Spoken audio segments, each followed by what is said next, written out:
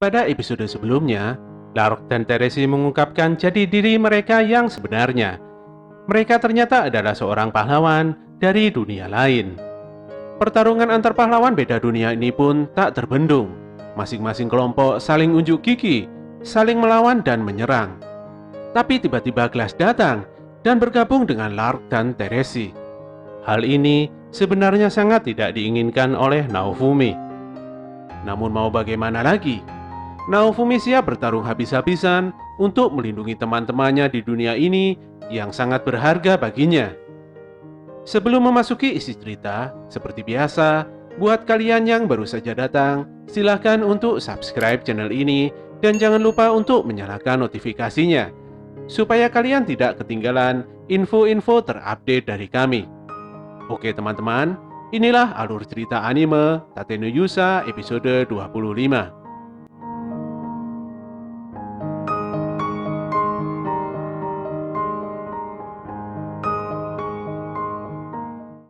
Hingga detik ini, gelombang malapetaka masih belum menunjukkan tanda-tanda akan berakhir. Sepertinya, bila tidak mengalahkan pahlawan dari dunia lain ini, maka gelombang ini tidak akan berakhir. Pihak kerajaan benar-benar tidak bisa berbuat banyak. Sang ratu pun hanya bisa menyerahkan semuanya pada Naofumi yang saat ini masih bertahan dari serangan musuh. Pertarungan Glass dan Naofumi masih berlangsung dengan sengit. Ketika Naofumi yang secara tidak sengaja mengeluarkan perisai Soul Eater, Glass tiba-tiba mundur. Tidak biasanya, Glass menunjukkan sikap ragu-ragu saat menyerang. Teresi dan Glass mengkombinasikan serangan utamanya, sehingga memaksa Naofumi mengeluarkan sihir perisai meteor dan perisai penjara secara bersamaan. Untungnya, perisai kuat Naofumi ini bisa bertahan dari serangan gabungan musuh. Sepertinya menaikkan level di Pulau Kalmira ini memang adalah pilihan yang tepat.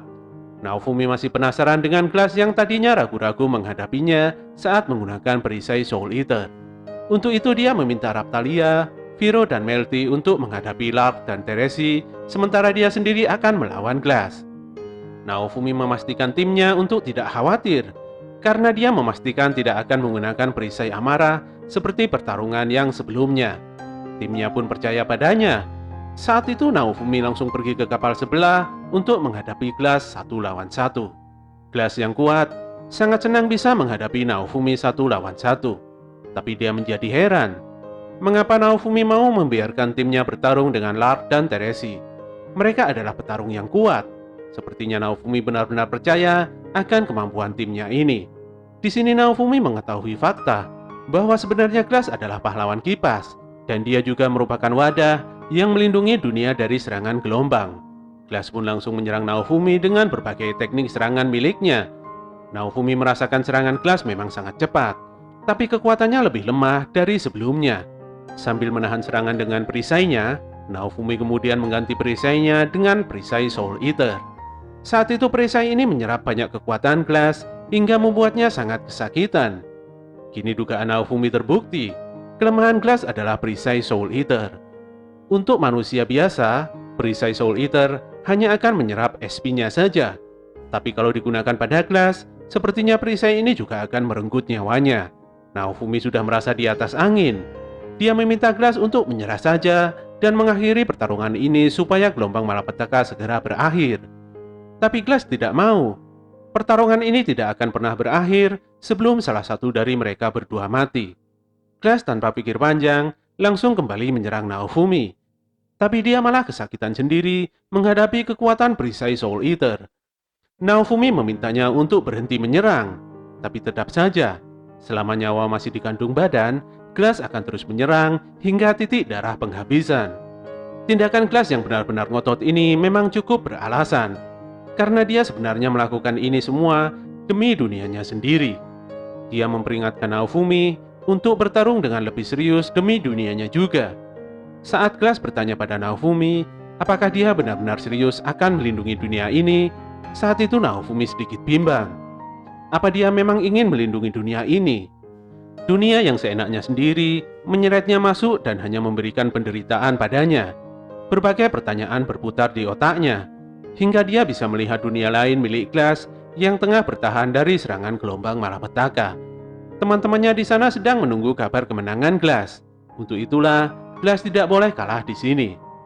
Saat itu Lark memberikan ramuan penenang jiwa pada Glass. Ramuan ini dapat meningkatkan kemampuan Glass dengan lebih optimal. Seketika itu, kekuatan Glass meningkat drastis. Dia bisa menghempaskan Naofumi dengan satu kali pukulan. Raptalia yang melihat Naofumi terdesak langsung menolongnya. Bagaimanapun juga masing-masing dari mereka hanya ingin melindungi dan mempertahankan dunianya. Raptalia yang merupakan pedang Naofumi akan terus berjuang melindungi dunianya supaya tidak ada lagi korban seperti dirinya dan Livana. Ketika Glass kembali menyerang, Naofumi langsung menahannya dengan perisai udara. Dia juga mengubah Soul Eater menjadi perisai amarah dan meledakkan Glass dengan api hijau yang membara. Hebatnya, Glass masih bisa bertahan dari serangan ini. Saat itu tiba-tiba waktu hitungan mundur gelombang malapetaka berakhir telah muncul. Glass sepertinya akan menggunakan seluruh kekuatannya untuk menyerang Naofumi. Melihat hal ini, Naofumi langsung menggunakan kekuatan perisai amarah yang sesungguhnya. Naofumi sadar bahwa dia adalah manusia dari dunia lain. Saat pertarungan melawan gelombang malapetaka ini berakhir, maka dia akan kembali ke dunia asalnya. Sementara di dunia ini, dia bisa menitipkan semuanya pada Raptalia, Viro, dan Melty. Setidaknya itu sudah menjadi alasan yang cukup untuk Naofumi menggunakan perisai amarah ini. Ketika Naofumi telah merapalkan semua sihirnya dan akan mengeluarkan Blood Sacrifice, dia dikejutkan oleh seseorang yang memanggilnya. Seorang gadis kesatria tengah merapalkan sihir angin dan melemparkan tong bom ke udara. Gadis ini meminta Naofumi untuk meledakkan tong ini. Dan tentu saja, Naofumi langsung mengeksekusinya. Tong pun langsung meledak di udara, mengeluarkan seluruh isinya, yaitu cairan buah lukol. Buah lukol adalah bahan dasar untuk membuat bir. Tentu saja Glass langsung mabuk kebingungan karena dia telah basah terkena banyak cairan ini. Glass yang sebenarnya tidak ingin menyerah langsung dihentikan oleh Lark. Lark dan Teresi mengakui kekalahan mereka.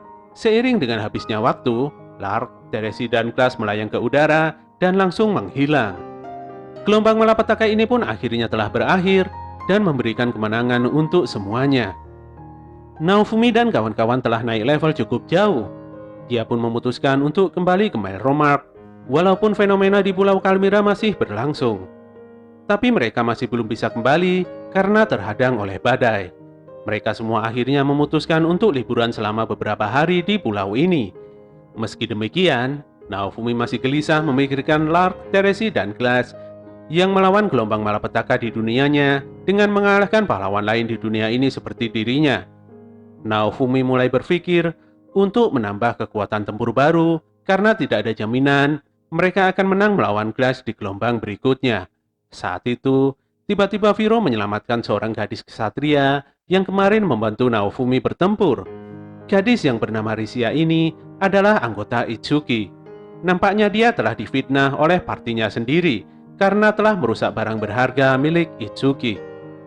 Naofumi ingin merekrut Risia dalam kelompoknya karena Risia sendiri telah menyelamatkan Naofumi di saat-saat terakhir.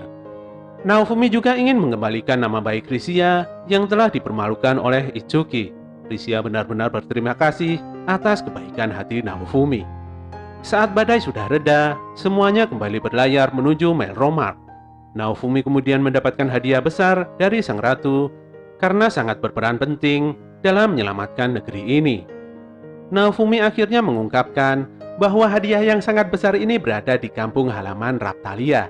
Melty menyampaikan bahwa ratu telah memberikan hak secara resmi pada Naofumi untuk memerintah di desa Seaite. Dengan mempertimbangkan masalah ke depan, mereka harus memiliki markas khusus. Naofumi mengajak Raptalia untuk melihat berbagai potensi desa ini. Dengan bisnis perikanan, mereka bisa membangun desa ini. Naofumi meminta Raptalia untuk mengajarkan cara mencari ikan pada para penduduk karena dia sangat ahli di bidang itu. Nenek petualang juga menetap di sini untuk menjadi mentor para petualang baru supaya mereka bisa lebih kuat dan tangguh dalam bertarung. Paman penjual obat dan ibu penyihir juga ikut membantu setelah mengetahui Naofumi adalah penguasa wilayah ini. Naofumi semakin yakin pasti desa ini akan berkembang dan maju. Naofumi memilih tempat ini sebagai simbol pertahanan pertama dalam menghadapi gelombang malapetaka. Dia akan membangun pasukan besar yang lebih kuat daripada pasukan yang dimiliki oleh pahlawan lain. Saat Naofumi akan melanjutkan bicaranya, dia dihentikan oleh Raptalia. Raptalia menjadi sedih. Dia menangis sesenggukan, karena seolah-olah Naofumi akan meninggalkannya. Dia tidak ingin Naofumi mati. Bahkan jika gelombang malapetaka telah berakhir, dia tidak ingin ditinggalkan oleh Naofumi. Naofumi menjadi tertegun. Dia pun langsung meminta maaf. Awalnya, Naofumi sempat bimbang, tapi sekarang tidak lagi. Untuk itulah, dia membangun semuanya dari awal di sini. Dengan bertemu dengan Raptalia, Naofumi mulai mengerti arti dari bertarung melawan gelombang malapetaka.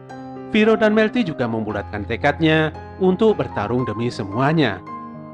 Bertemu dengan banyak orang telah membuatnya ingin melindungi dunia ini sebagai seorang pahlawan perisai.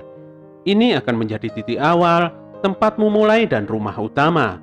Naofumi berharap Raptalia bisa terus bertarung sebagai pedangnya. Suasana saat itu benar-benar mengharukan. Akhirnya bendera pahlawan perisai telah dinaikkan dan berkibar dengan gagah perkasa. Semuanya sangat senang luar biasa. Cerita tentang pahlawan perisai yang baru akan segera dimulai dari sekarang. Itsuki telah mengetahui Naofumi membangun wilayahnya sendiri. Dia juga akan terus maju dan membuat dunia ini menjadi lebih baik.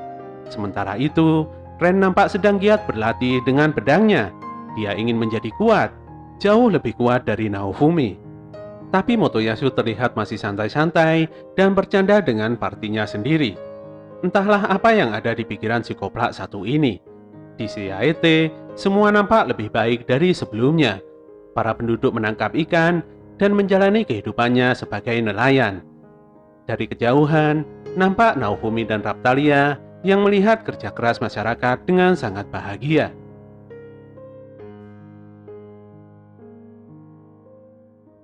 Oke teman-teman, itulah akhir cerita dari anime Tate no Yusa episode 25 yang sekaligus mengakhiri kisah perjuangan Iwatani Naofumi sebagai pahlawan perisai di season 1 anime ini. Semoga kalian semuanya suka. Walaupun anime ini masih berlanjut, akhir cerita dari season 1 ini benar-benar memberikan kita ending yang sangat menyenangkan. Seakan-akan bahwa anime ini telah berakhir. Mari kita semua berharap semoga season lanjutan dari anime ini segera rilis dan bisa kita nikmati bersama-sama. Bantu kami untuk terus mengembangkan channel ini dengan klik tombol like, komen, dan subscribe. Apabila info dari channel ini bermanfaat, silahkan kalian bagikan kepada teman-teman kalian. Tetap semangat dan sampai jumpa di konten kami selanjutnya.